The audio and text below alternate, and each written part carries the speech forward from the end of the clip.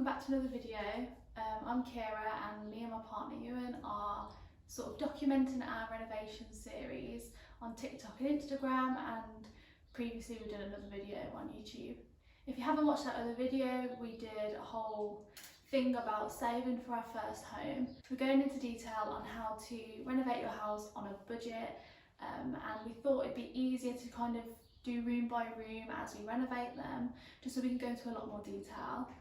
But we thought we'd kind of go into detail on the renovation of our bathroom. It was the first room we did properly as part of a Save Money budget series for ITV. You may not have watched it, but we've got so many clips from it, and we thought it'd be a great way to show people you can renovate your bathroom on a budget, as well as do it eco-friendly. So yeah, let's get into it. So as I said, we started off with the bathroom.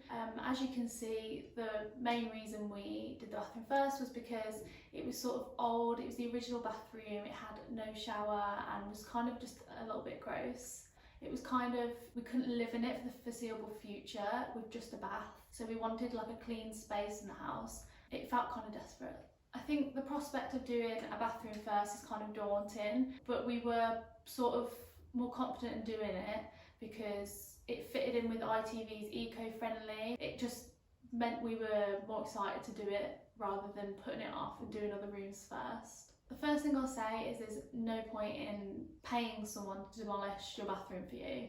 You might as well just smash it up yourself, as long as you're willing to have a lot of dust everywhere, which you'll probably have either way. The other thing I will say is to not expect anything. I think everything turned out a lot worse than the best case scenario, especially with us. The whole plaster came off the wall, and it meant that as we thought it was going to be fine, the whole room was going to have to be plastered, and it's just that additional cost. So just keep an open mind. Okay, so today we're taking the tiles off the wall.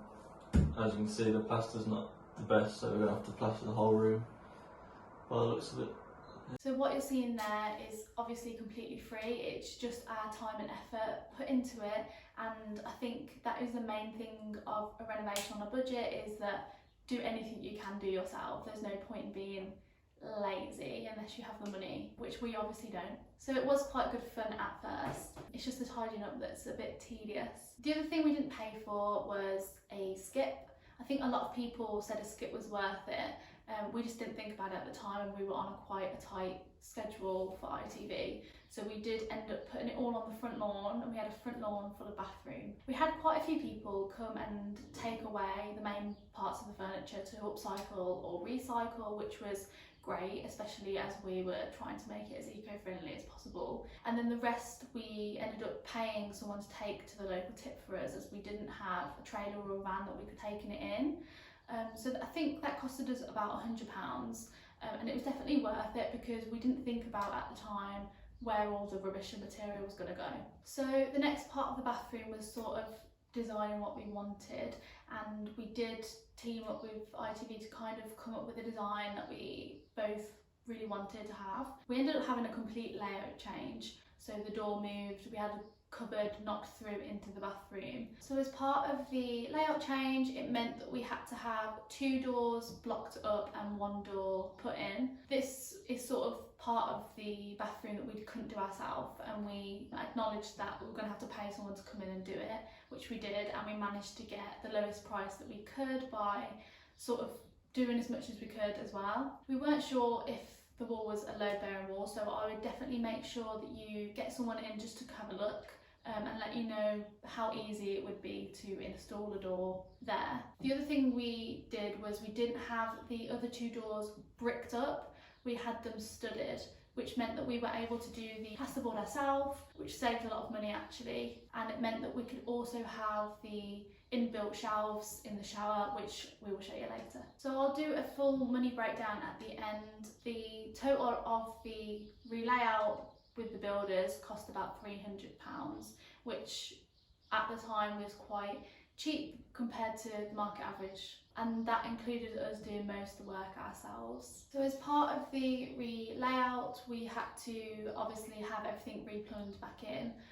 The toilet and the sink roughly stayed where they were, but we obviously were going for a double sink, which meant more feeds and a new shower in a completely different place. Luckily we had feeds already under the floorboard, floorboards where there was an old boiler, which made it a lot less costly because the pipes were already in place. We originally had people come in and do the first fix of plumbing with the intention of Ewan doing the second fix of plumbing. However, it kind of turned out that after watching a few YouTube videos, he was able to do it himself, and he did end up doing the radiators and a few things like that himself after they'd done the initial first fix of the shower. So we decided to go for a large shower tray that would sort of go in level with the tiles of the rest of the bathroom, which meant that the floorboards that were already down were sort of uneven. We saved a lot of money here because Ewan did it all himself. However, it did take a lot of hours and it was very tedious, but I think it saved us a good few £100. So Ewan first had to rip up all the old floorboards, which were all nailed down, and we didn't have sort of all the right tools, but we managed to get them up. It just took twice as long as it might have taken a professional. We then had to level out the joists so that the floor was completely flat, which is what they recommend with a flush shower tray. So today Ewan's taken off the plasterboard as we need to swap it for moisture board, and also he's got to level out the floor as it's got to be completely level. At the minute it's on a little bit of a slant, so the shower tray can be completely level for it to not leak or anything. That's not really ideal, but that's what I'm having to do today. We then chose to go with a structural piece of ply. I can't remember exactly how thick it was, but I think it was around 15mm. However, if anyone wants me to double check, I'm happy to do so. We managed to get this more or less completely level, ready for the shower tray, and we were reassured that it would hold the weight of the shower tray as well, so we were happy. There were a few other floorboards in the room that needed replacing, that were cracked from before. I'm not sure if we showed you before we ripped it all out, but we did have lino down, so there weren't any tiles glued down originally. I think this is a really important thing to consider when you get to this stage. When we planned to do the bathroom, we did not think about the levelness of the floor, redoing floorboards. That is just not something that came into our minds, and it ended up taking probably the most time out of the whole bathroom. So I think it's definitely something you need to research into. If you're getting a bath, you obviously aren't going to have to worry about the levelness of the floor. But yeah, it's definitely something you need to look into. So the next big part of the bathroom we decided to do ourselves, just to save extra money, was the plastering. I think we got quoted around £600 to £800 for the whole room, and our bathroom wasn't that large, so it was a shock. So a bag of plaster costs around £10 each approximately. So if you're considering the difference in price, even if you're going for 10 bags, which you probably won't need, that's £100 and a bit of time on your part. So it just shows the difference of how much you're saving. I think a lot of people find plastering daunting, and this was Ewan's first go, so obviously it isn't something you would find natural. A lot of people don't want to even attempt it, but I would completely recommend to attempt it. Ewan's done many walls and even ceilings since then, and they all look as if a professional's done it. I'll try and show some videos, but you might have already seen on our TikTok. Ewan's dad had previously done a plastering course. However, Ewan also watched a lot of YouTube just to sort of get the main tips of doing it himself, and at first he was a lot slower than he is now, which can mean the plaster goes off. However, we managed to do it successfully and it didn't go weird or fall off the walls. It is completely fine. So I definitely recommend it, and we probably will do a plastering video in the future. So then, instead of going for tiles on the wall, which is more typical in a bathroom, we were given the idea by ITV to have Venetian plastering on the wall, which can also be known as polished plaster. This can be a little bit more pricey, so for a typical bathroom renovation, we would say don't take notice of how much we spent on this, because it would be a lot cheaper to have tiles. But it was something we wanted to do, and as we saved so much money on plastering and plumbing and all that sort of stuff by doing it ourselves, we decided to invest that money into the polished plaster instead. So we decided to go for two-tone polished plaster. I think I've seen other people go for micro cement, which is waterproof, and ours wasn't, which is why we went for tiles in the shower area. And I think it typically costs about £2,000 to £3,000, if not more, We have quite a small bathroom, so I think it's completely dependent on the area you live in, on the size of the space that you're plastering. So next we went on to the shower area. We already had the water pipes installed, however we didn't have the drain waste pipe installed in, so Ewan decided to do that himself. We were quite lucky that we were putting in a stud wall directly beneath where we wanted it, so Ewan decided to cut a hole in the ceiling so that we can install it from below and also check for leaks when we started using it. So the shower tray was ridiculously heavy. I was no help, and also because the area was so cramped, it's quite big for a shower, but it's cramped for 2 people to stand in there. Ewan had to lay it down by himself. This involved sort of putting the cement down and adhesive down first and laying it down as best as he could and sort of shuffle it into place. We had a slight gap either side of the shower tray, which we knew there was going to be tolerance for the tiles and also sealant. But I think this is definitely something we didn't consider when we first thought about the shower tray. It's definitely something I'd recommend looking into, just having that slight tolerance and checking the thickness of the tiles you're going for in the shower area, just to make sure you're not going to have too much of a gap and risk having loads of leaks. So we decided to go for indented shower shelves throughout the shower, and luckily, because we'd gone for a stud wall at the back and at the side of the shower, we were able to sort of put those in there.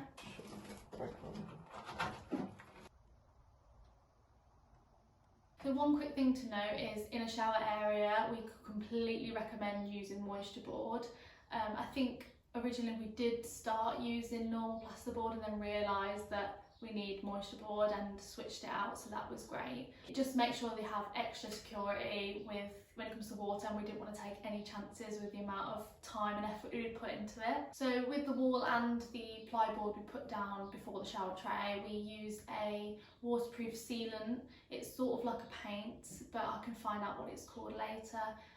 And this was just extra protection against moisture and humidity. So when we were first looking at this, I think we saw it on a YouTube video, and it was sort of described as an insurance policy, just in case anything did go wrong, and you don't want everything to be wrecked when you've put in all that time and effort.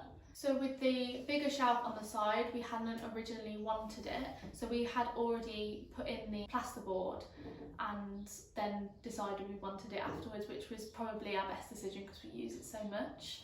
That is why Ewan is smashing a hole into the plasterboard in the video. Otherwise we would have made it a lot easier for ourselves. But it ended up fine and it's big enough.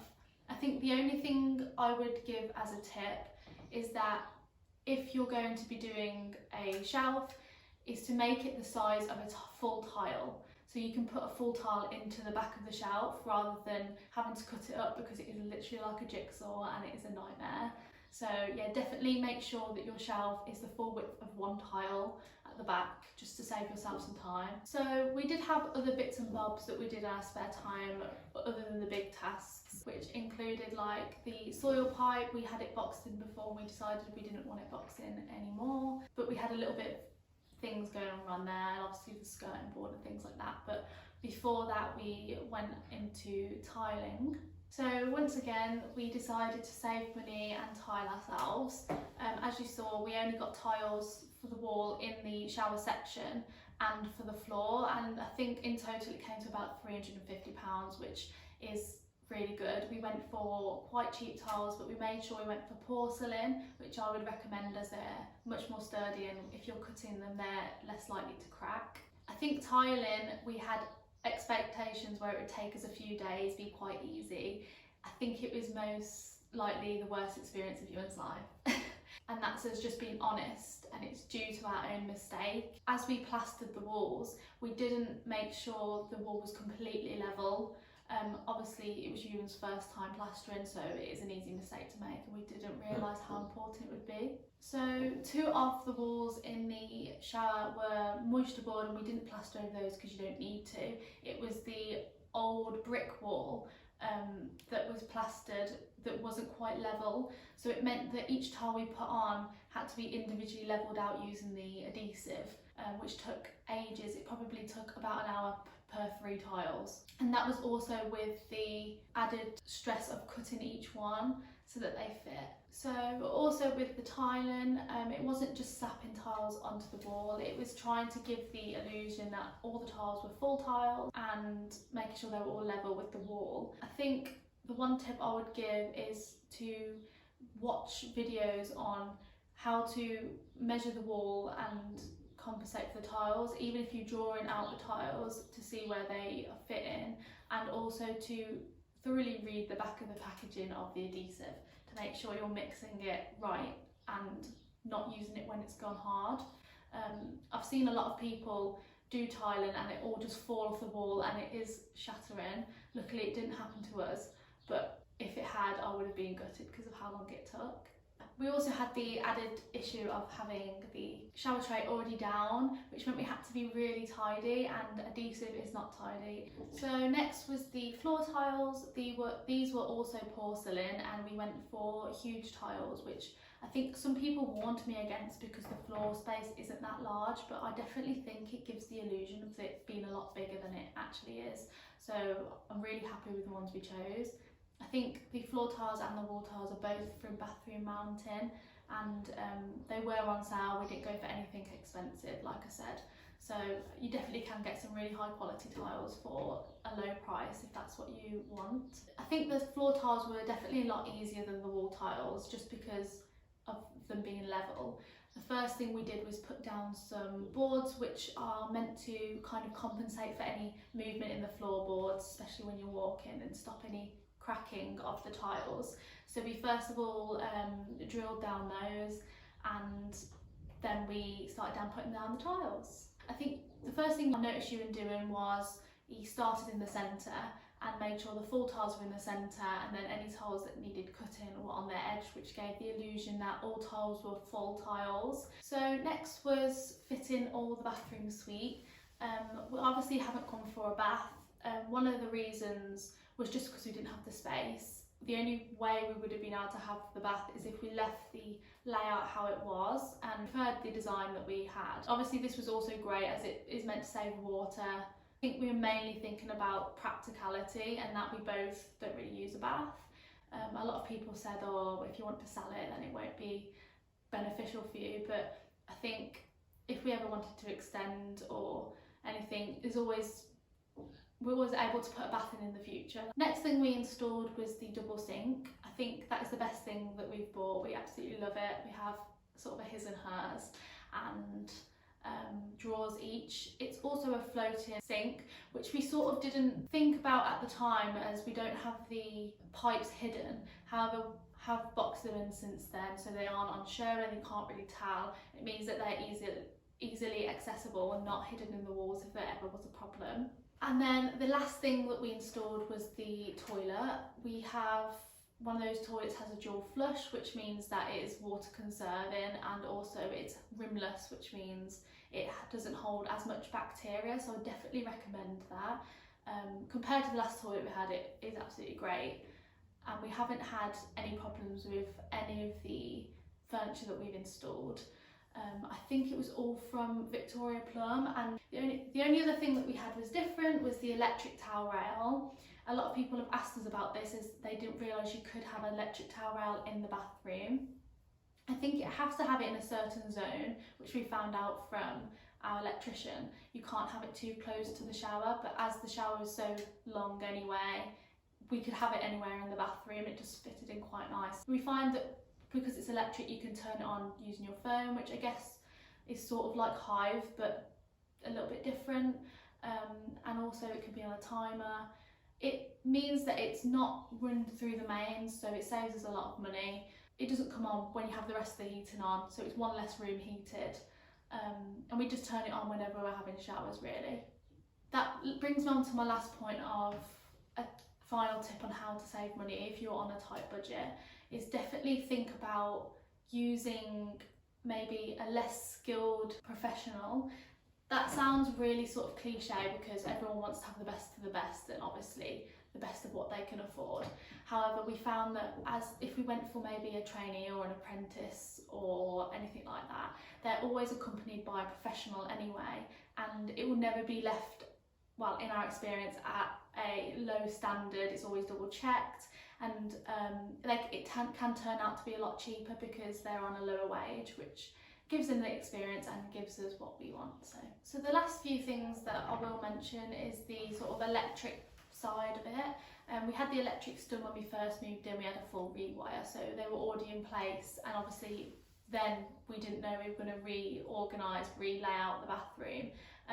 However, it worked out fine. We had the spotlights put in, which before we had a long strip fluorescent light, and the fan put in, as well as a shaving socket. So I will try and add on the screen now a cost breakdown of the main things that are in there. Obviously there will be smaller costs of going out and getting a little bit of wood, or going out and getting a new tool, things like that you will have to consider, and they do mount up. However, I don't think we actually spent too much on those sort of things, and I definitely didn't record it, so I can't kind of go into details on it. If there's anything you want us to sort of go into more detail on, like plastering or tiling, or how to find the best plumbers, things like that, we're more than happy to go into detail on another video. Please comment below any questions that you have. Obviously we're doing this for the first time, we're first time buyers, we're doing things, experiencing things, making the mistakes, so you don't have to, and we can sort of just hopefully help other people out and make it less daunting for other people that want to try and do the same as us. So yeah, and we'll look forward to seeing you in another video. So